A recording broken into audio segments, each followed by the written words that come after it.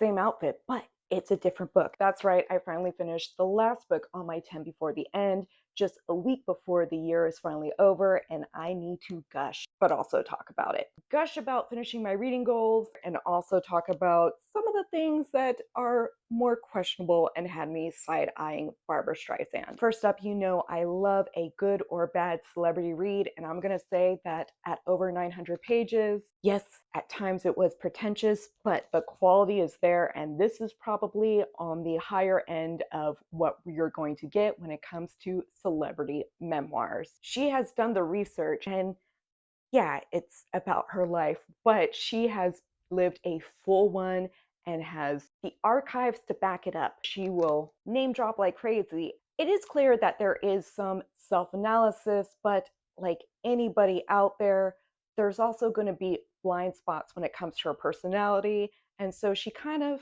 maybe glazes past things that other people would be called out for. What I really like about this is that she goes into detail, not just about her relationships.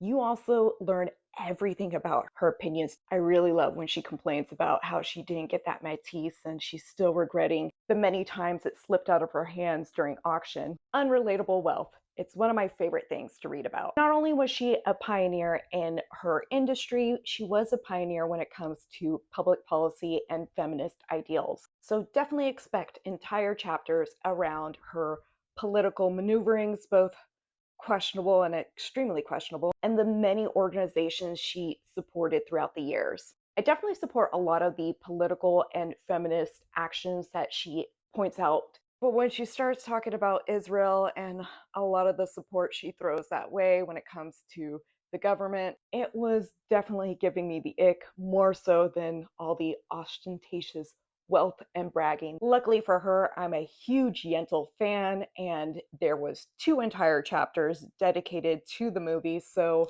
I knew I was going to make it at least to that point. And I did, and I finished out the book, and I gave her a chance to say all the things that she wanted to say. That still doesn't mean that she avoided completely all the side eyes and the sure Barbaras that I was throwing her way. While some of her political policies definitely gave me the ick, it was actually the entire chapter dedicated to Marlon Brando at the beginning that did make me almost stop. If I was able to stomach that and all these subsequent rest, I think that if you're a Barbra fan, then you're definitely going to want to read this book in order to get an insight into all aspects of her thought. Oh, and it does talk about the Barbra Streisand effect.